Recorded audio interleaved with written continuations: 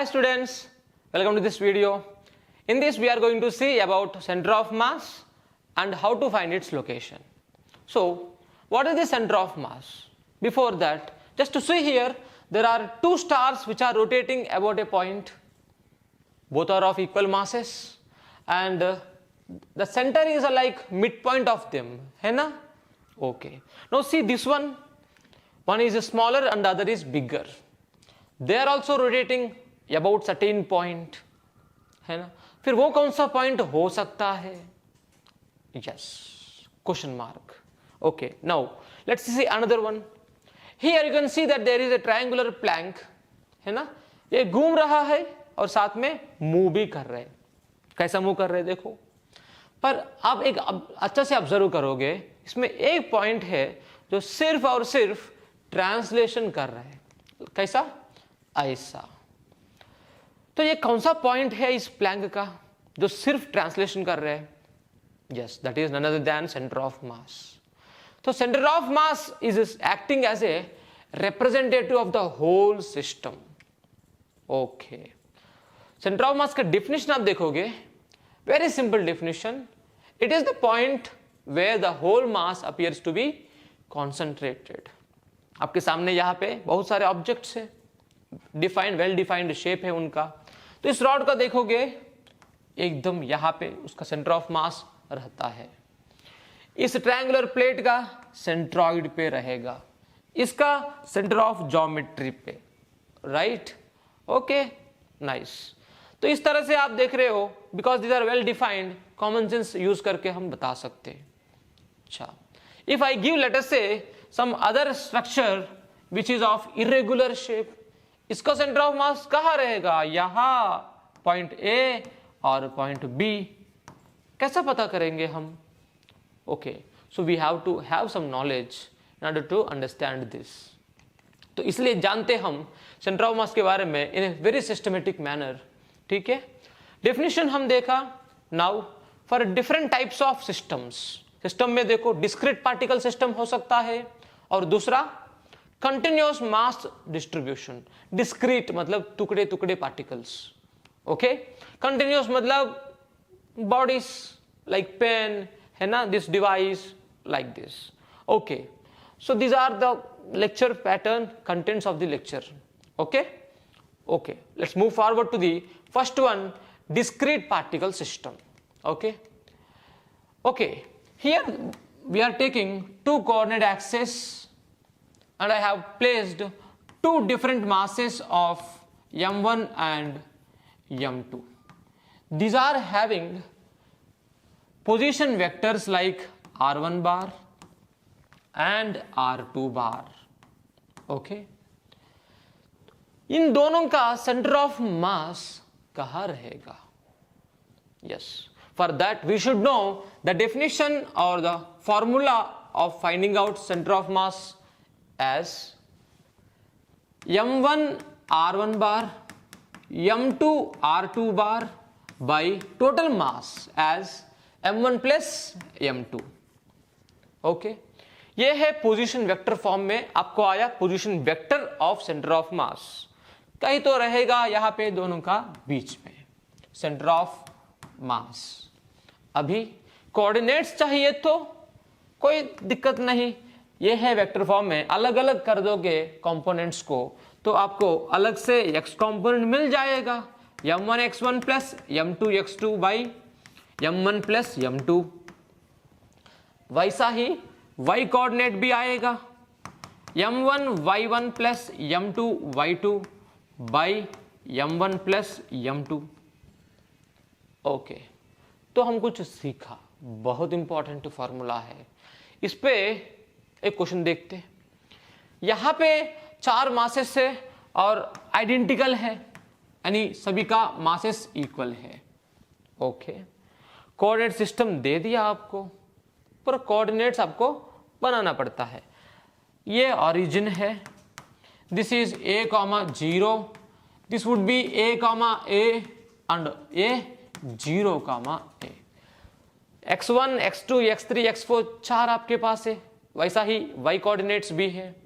अभी centre of mass का location अगर चाहिए तो फॉर्मूला यूज करेंगे हम, XCOM is equal to m common लेने से, क्योंकि सेम मासेस है सभी का, इसका x कोऑर्डिनेट 0, इसका x कोऑर्डिनेट a, उसका a और इसका 0 by total mass m plus m plus m plus m, 4m आएगा।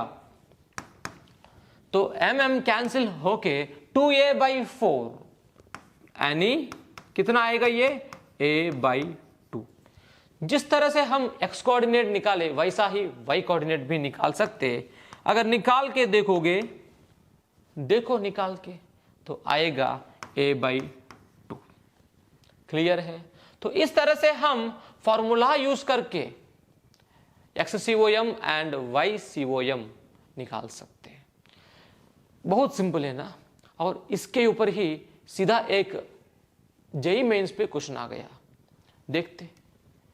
देखो यहां पे एक ट्रायंगुलर प्लैंक दे दिया मासलेस से वो, और उसका कॉर्नर्स पे 3 मास रख दिया, 2.5 kg, 1 kg एंड 1.5 kg का।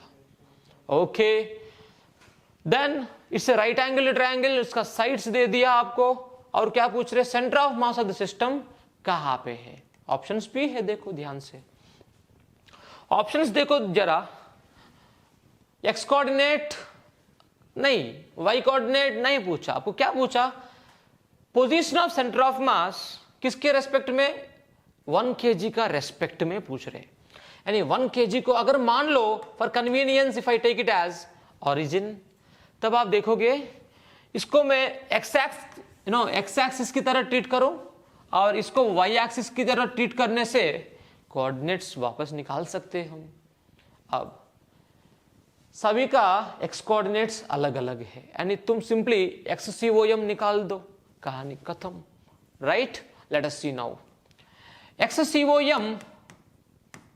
देखो फर्स्ट kg का है ना 0 और 1.5 kg का एक्स कोऑर्डिनेट आएगा 3, then plus Y coordinate, sorry X coordinate of 2.5 kg कितना रहेगा उसका, अरे ये है वाई एक्सिस पे, तो एक्स कोऑर्डिनेट उसका 0, simple, by total mass 1 plus 1.5, 2.5 plus 2.5, 5 है ना।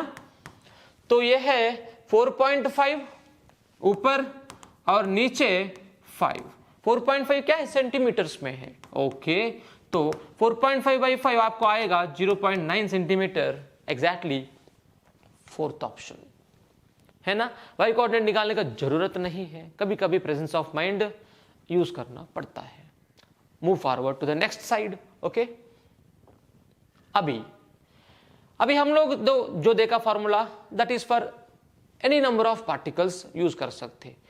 अगर आप देखोगे 2 मासेस है तो कभी कभी distance of centre of mass निकालना पड़ता है। फॉर एग्जांपल यहां पे m1, यहां पे m2 है, सेंटर ऑफ मास इन दोनों, ओके, m1 से कितना दूर पे है, यानी डिस्टेंस पूछ रहे आपको, कोऑर्डिनेट्स नहीं पूछ रहे। तो देखिए इसको हम लोग सिंपल तरह से मान लो इसको ओरिजिन की तरह, और ये है x is equal to D, यानी दोनों के बीच में डिस्टेंस हम लोग d मान रहे हैं।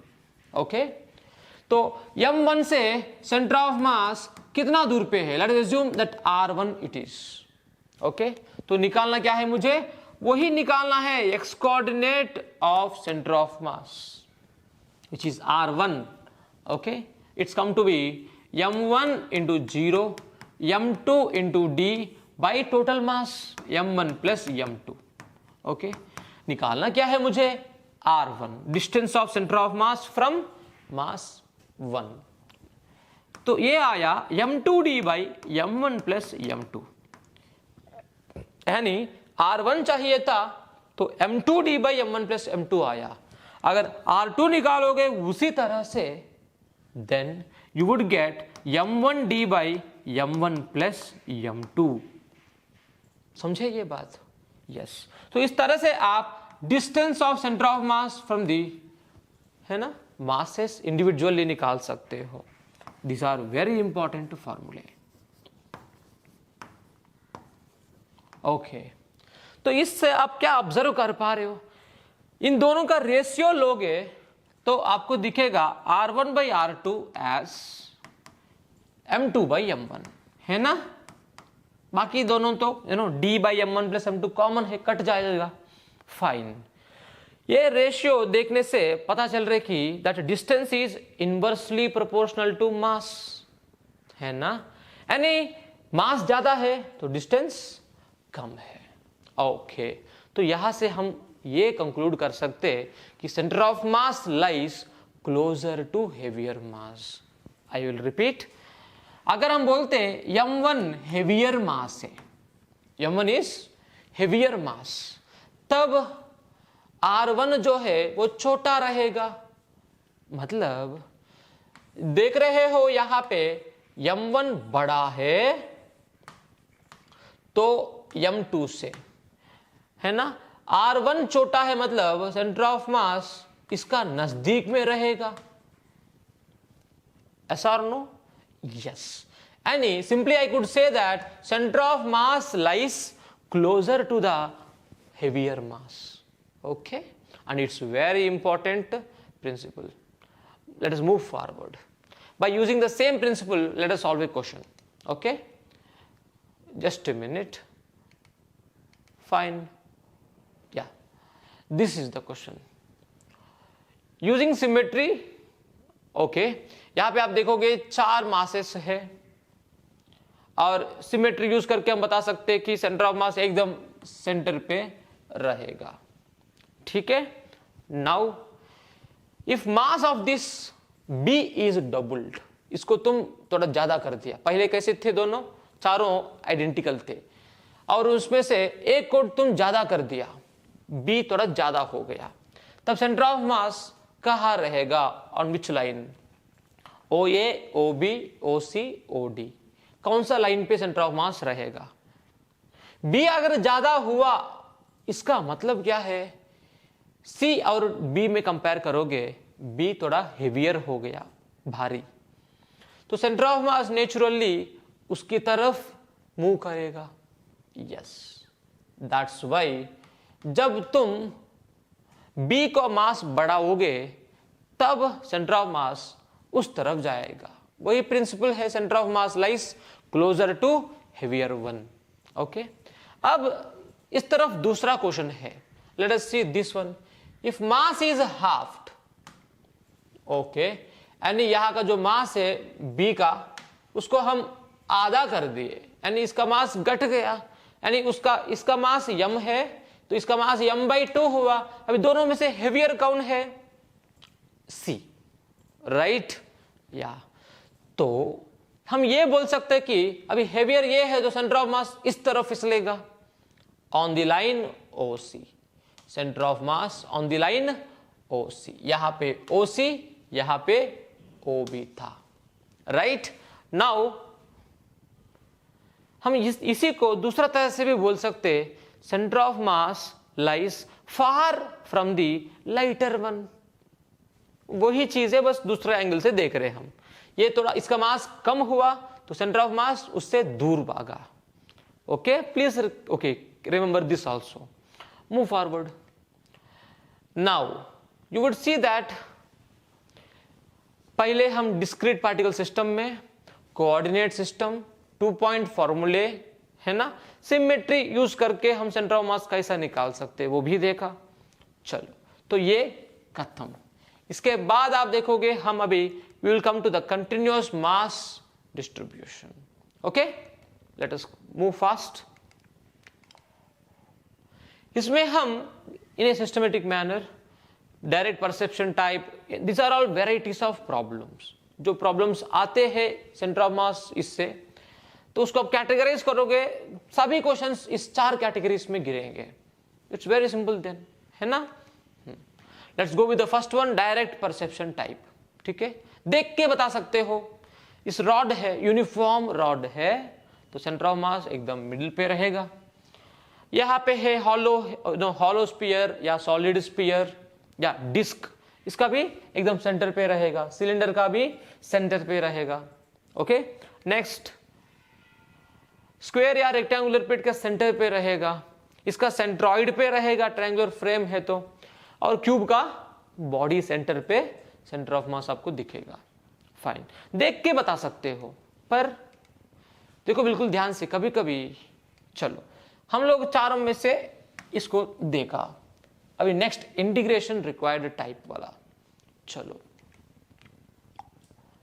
यस एनी अगर मान लो if I take certain mass of this is certain substance having mass m, ठीक है, और इसका मुझे location of centre of mass निकालना है, तो क्या करूंगा, okay let me take some coordinate axis, first of all x y and z, ठीक है, and I have chosen a small element of mass dm।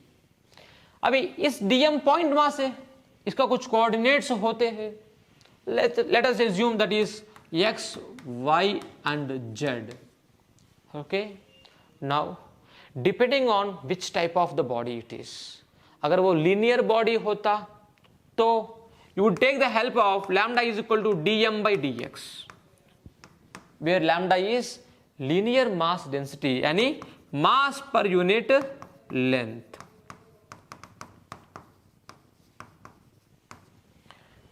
If it is a planar body, then you take the help of sigma dm by dA। Planar body मतलब उसका area आप define कर पाओगे significantly, okay, तो यानी ये क्या है, मास per unit area, okay.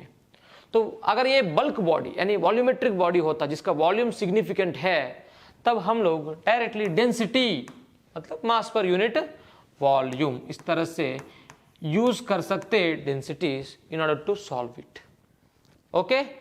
Solve करके आप निकालोगे location of centre of mass by using these फॉर्मूले, जो हम लोग पहले देखा ना फॉर्मूले, XCOM is equal to m1x1 plus m2x2 by m1 plus m2, है ना। ये क्या है, summation of mx, sum I can write it like this, summation of mx by summation of masses, okay. तब आप देखोगे summation of masses को मैं it's like integration of this small mass dm which is also like summation, then यहां पे summation of m and x, m क्या हुआ, इसका dm हुआ, और x क्या हुआ, यहां पे जो x है it is like the centre of mass of the chosen element. ये सब हम डिटेल्स में देख चुके है ना क्लासेस में, और डिटेल में देखना है तो आगे हम इसके बारे में वीडियो भी बनाएंगे, ओके।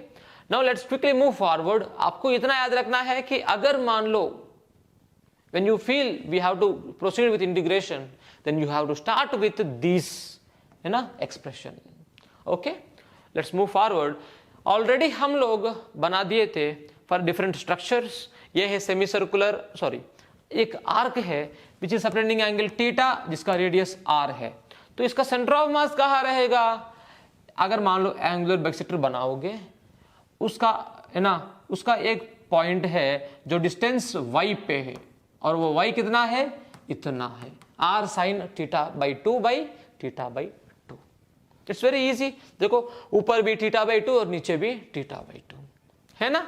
नेक्स्ट उसी को अगर आप थोड़ा से एक्सपैंड करोगे यानी angle theta is equal to 90 लोगे, तो ये 90 सॉरी एंगल कितना हुआ 180, हाँ 180 बाई 2 हो गया 90, साइन 90 1, और यहाँ पे पाई बाई 2 ऊपर आएगा तो 2 बाई पाई, तो 2r बाई पाई हुआ सेमी सर्कुलर का centre of mass distance from the centre. वैसा ही है ना इंटीग्रेशन यूज करके हम ये सब निकाल लेते हैं। इसका भी आप देखोगे सेंटर से जो डिस्टेंस है that is how much 4r by 3 pi. Next hollow hemisphere same similar है ना, आप देखोगे डिस्टेंस फ्रॉम द सेंटर आएगा r बाई 2, और इसका similarly r by 3 from the centre, sorry इसका 3r by 8। What is this, solid hemisphere, okay. Then hollow cone है, तो अगर मान लो इसका टोटल हाइट h होता तो बेस से, कहां से, बेस से सेंटर ऑफ मास रहेगा h बाई 3 डिस्टेंस पे, ओके। तो ये सॉलिड कोन है तो इसका कहां से कहां रहेगा, y is equal to h by 4 पे रहेगा, बेस से डिस्टेंस है, ठीक है। ये फॉर्मूला बहुत इंपॉर्टेंट है, ओके। डायरेक्ट क्वेश्चंस आप देखते हो प्रीवियस ईयर्स में, PYQs में। नाउ लेट अस सी, जेईई मेंस 2020 का सवाल है ये आपके सामने। Centre of mass of A solid hemisphere, अभी अभी हम देखा सॉलिड हेमिस्फीयर का कितना था, 3r/8 है, ओके। तो सॉलिड हेमिस्फीयर का 3r/8 है, तो यहां पर पूछा क्या है आपको, उसने दे दिया रेडियस 8 मीटर है, ओके, 8 सेंटीमीटर है, और डिस्टेंस ऑफ सेंटर ऑफ मास दिया x इज इक्वल टू, हमें पता है कि 3r/8, और वो r कितना है, r दिया है 8, 3/8 इंटू 8, 8 कैंसिल होके 3 सेंटीमीटर्स, यानी 3 is your answer. So simple right, direct formula, इसलिए मैं बोला you have to memorise formula. It's just showing you an emphasis how much important formula memorization is. Let's move forward to another question. JEE Mains 2015 का, center of mass of solid uniform cone from its vertex. Solid cone है ये, vertex से distance, देखो हमारे पास जो formula है वो कौन सा है, सॉलिड कौन है तो नीचे से h/4, इसने वर्टेक्स से पूछा z करके, ठीक है। हमने क्या माना, टोटल हाइट h है, तो हमारे हिसाब से है ना, आप देखोगे z का वैल्यू क्या आना चाहिए, 3h/4 है कि नहीं। Let us see the options now, या तो answer directly you would go with 3h/4। So simple, it will hardly take 20 seconds to attempt this question, to read and to attempt, okay। Let us see to the next question. Position of center of mass of a uniform circular semicircular wire, ठीक है, semicircular wire है, ठीक है। और अब यहां क्या पूछा, along x axis उसका, ठीक है, this is like x axis और ये y axis है, तो center of mass का coordinates हुआ y axis पे रहेगा angular bisector की तरह। तो हमें पता है कि 2r/π distance of the centre of mass from the centre of the arc, है ना। और इसने क्या दिया, 0, xr/π, यानी जहां पे 2 होना चाहिए वहां पे x होगा, सो x is 2। Oh my God, कितना सिंपल है ये क्वेश्चन, है ना। हमें फॉर्मूला इसलिए मेमोराइज करना पड़ेगा, ओके। Let's move forward.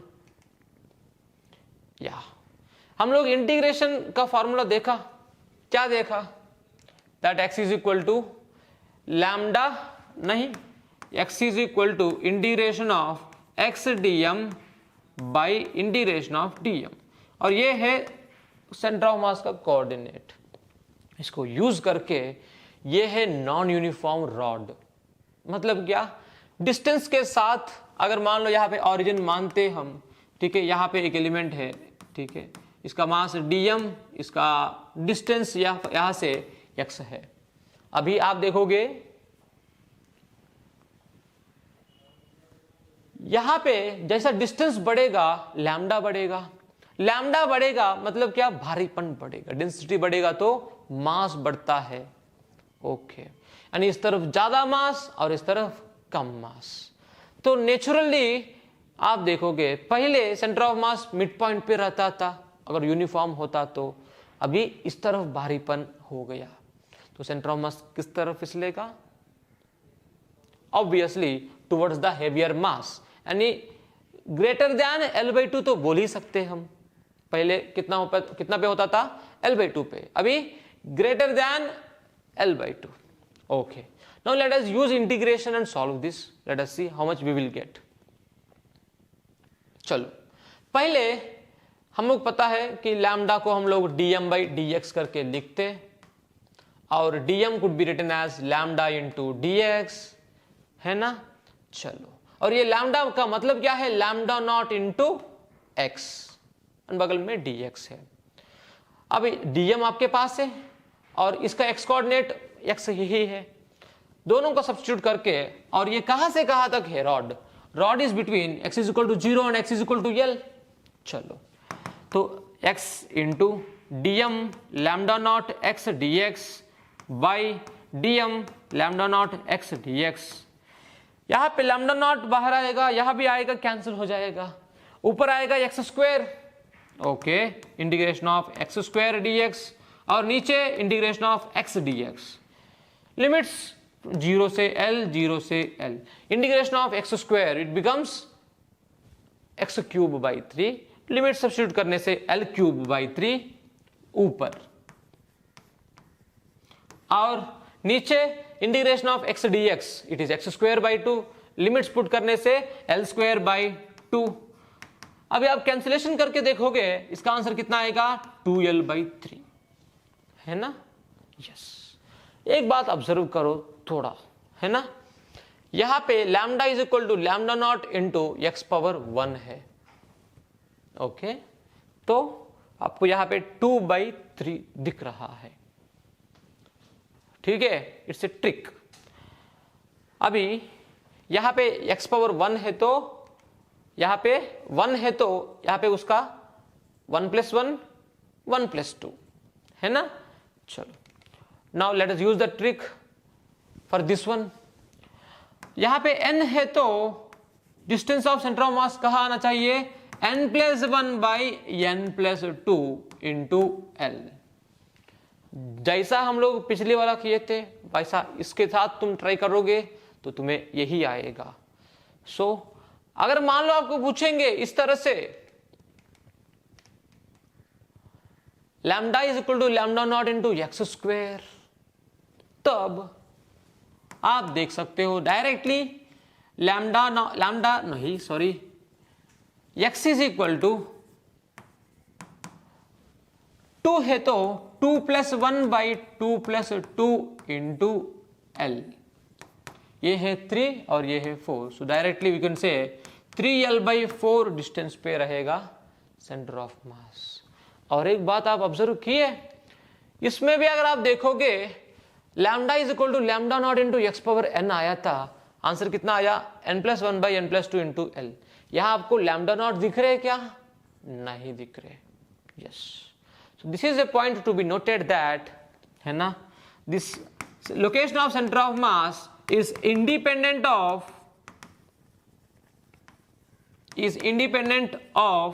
क्या, lambda naught। समझ में आया, यानी यहाँ पे जो बगल में है उससे हम कुछ लेना देना नहीं है। फॉर एग्जाम्पल आप देखोगे यहाँ पे मैं बोलता हूं lambda is coming to be like 3x square, तो 3 के बारे में बरी करने का जरूरत नहीं है, सीधे लोकेशन ऑफ सेंटर ऑफ मास क्या बोलोगे आप, 2 plus 1 3 by 2 plus 2 4 into L. So that's how you CAD you could find out the answer in a fraction of seconds, okay, yes। so let's move to the next type।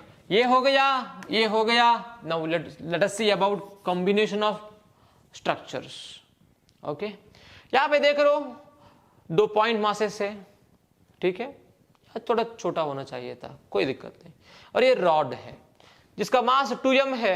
उसने क्या बोला, 2 point masses are joined by the rod, find the distance of center of mass from the midpoint of the system, midpoint of the rod, ठीक है। यहां से midpoint of the rod से मुझे distance बताना है तो assume, ठीक है, this to be origin। अगर ये origin हो जाता तो इसका x कोऑर्डिनेट क्या होगा, x is equal to l by 2, इसका क्या होगा, x is equal to minus l by 2। मुझे निकालना क्या है, location of centre of mass, सही है ना। तो फॉर्मूला यूज करेंगे वही, क्योंकि this is like a point mass, इसका सेंटर ऑफ मास भी वही पे रहेगा। This is also like a point mass, इसका सेंटर ऑफ मास भी वही पे रहता है। और इस रॉड का सेंटर ऑफ मास, उसका centre of mass mid point पे रहेगा, है ना। Even though these are like structures, different types of things, we can treat them to be point masses and use the same formula, okay। चलो देखते, m1 ये है और इसका माइनस l बाई 2 है, इसका 3m है मास और उसका l बाई 2 है, और नीचे टोटल मास आना चाहिए था, अरे इसका तो 0 है ना, इसलिए इसको लिया नहीं। टोटल मास कितना है, m 2m 3m plus 3m 6m minus l by 2 plus 3l/2 कितना होगा ml/m, तो ml/6m तो बन जाएगा वो कितना l/6। Am I right or not? ये 3/2 मानी 1.5 माइनस 0.5 1 आएगा ऊपर यानी ml। ठीक है, yes we are correct. Next move forward. और एक क्वेश्चन है कॉम्बिनेशन टाइप में, है ना। यहां पे आपको देख रहे हैं, आप देख रहे हो 2 डिस्क्स है। मैंने क्या बोला था, भले they are extended bodies, continuous bodies, we can treat them to be point masses, और वो पॉइंट मासेस कहां रहेंगे, जहां उनका सेंटर ऑफ मास रहते हैं। ओके, नाउ यहां पे find the distance of centre of mass from A बोला, तो इसको तुम एक पॉइंट मास की तरह ट्रीट किया, इसको भी तुम एक पॉइंट मास की तरह ट्रीट करोगे। ठीक है, मासेस पता है आपको, नहीं पता, okay hold on. Let us assume m1 m2, no issue. दोनों के बीच में सेपरेशन क्या होगा, ये 2r है, ये 4r है, तो टोटल 6r है। ठीक है, अभी distance of centre of mass from A बोला, हम लोग तो अभी अभी देखा रिसेंटली, है ना। फॉर्मूला क्या यूज कर सकते हैं हम, r1 is equal to m2d by m1 plus m2। पर आपको मासेस दिया नहीं, yes, because we can say that they are uniform discs, we can use m1 by m2 as their areas a1 by a2। Okay, आप देखोगे अभी इसका area क्या होगा, pi into 2r whole square, यानी 4πr स्क्वेयर। इसका radius इससे double है ना, यानी एरिया 4 टाइम्स होना चाहिए, 4 इंटू 4 यानी 16πr स्क्वेयर, तो रेशियो का आएगा 1/4। यहां पे m2 को नीचे ले आ जाओ, नीचे ले आने से m1 by m2 plus 1, m1 by m2 अभी आया 1/4, है ना। 1/4 प्लस 1 5/4। ओके, उल्टा करोगे तो 4/5d ये है, और d क्या है रे, चलो 4/5d है 6r, है ना, यानी 24r/5। ओके, यानी you will take this to be 4.8r है ना, यस। टोटल डिस्टेंस 6r है, और location of centre of mass, distance of centre of mass from A is 4.8r। This is how you will solve questions of combination type. Now we are into the another model. This you can take as a homework. Okay, you can try. Here I can give you a hint that this you treat as a one rectangle and this is like a square, है ना। फिर इसका centre of mass कहाँ रहेगा, इसका centre of mass कहाँ रहेगा, coordinates निकालो, है ना। फिर treat them to be point masses, वही फॉर्मूला यूज करोगे फिर से, XCOM is equal to m1 x1 plus m2 x2 by m1 plus m2। अगर मासेस नहीं दिया, यस मासेस नहीं दिया, तो मास की जगह पे एरिया यूज कर सकते हो, a1 x1 plus a2 x2 by a1 plus a2। ठीक है, ट्राई फॉर द आंसर। और देखो यहाँ पे ऑप्शंस भी है आपके लिए। ओके, नेक्स्ट, या this is a PYQ question, no doubt. Yes, अब हम देख रहे कैविटी प्रॉब्लम्स, यानी हम अब देखोगे yes combination problems are done. इसके बाद क्या है, the last variety of problems in finding out location of centre of mass, that is cavity problems. Let us see them very quickly. आप देख रहे हो यहाँ पे ऐसा एक स्ट्रक्चर दिया गया है, this is previous year question of 2021 JEE mains. एक circular hole of radius a/2 is cut from a bigger disc, यानी बड़ा डिस्क है जिसका रेडियस a है, उसमें से एक छोटा डिस्क को काट दिया। ठीक है, अब पूछ रहे centre of mass of the remaining portion. अगर काटे नहीं, पहले एकदम साफ था, तब सेंटर ऑफ मास सेंटर पे रहेगा। काटने की वजह से centre of mass no doubt हम देख के बता सकते हैं, इस तरफ मास कम हो गया, यानी ये लाइटर साइड है, सेंटर ऑफ मास इससे दूर भागेगा, यानी इस तरफ एकदम सिमेट्रिकली इस तरफ आएगा, राइट। तो ये कितना डिस्टेंस है वो हमें निकालना है। Okay, now let us understand this one. Treat this, एक बड़ा मास है, उसमें से एक डिस्क को, यानी यहां पे एक पोर्शन को निकाल दिया है, ठीक है। निकाल दिया मतलब क्या, we can treat that to be, इसके ऊपर एक नेगेटिव मास प्लेस किया, कैसा, देखो ऐसा। ये नेगेटिव मास प्लेस करने से वहां पहले से m था और ये माइनस m जाके वहां पे पूरा 0 कर दिया। So this structure you can deal it as two problems, यानी टू ऑब्जेक्ट्स, है ना। जैसा हम कंबाइंड केसेस में करते थे वैसा ही यहां भी हम प्रोसीड हो सकते। Shall we try? Yes. See, आपको मास दिया है क्या, मासेस दिया नहीं। यहां पे टू स्ट्रक्चर से, है ना, टू ऑब्जेक्ट से। यहां पे एक बड़ा वाला है m और छोटा वाला है स्मॉल m। इसका रेडियस है a और इसका रेडियस है a/2। अभी दोनों का रेशियो पहले निकाल दो। m/m is like proportional to area, तो इसका एरिया है πa² और इसका एरिया है πa²/4, तो आएगा ratio 4। So m, capital M by small m is 4। Now let us proceed with our formula XCOM, जिसमें आप देखते हो क्या, m और इसका सेंटर ऑफ मास, इसको ओरिजिन मान लो, ठीक है। ये है ओरिजिन, पहले यहां पे था तो उसका कोऑर्डिनेट 0, यानी यहां पे ओरिजिन है, ठीक है। और अभी यहां पे ये कितना दूर पे है, a/2 दूर पे है, तो m इंटू उसका coordinate a/2 by m minus m। Just a minute, यहां पे माइनस होना चाहिए था। मैंने क्या बोला आपको कि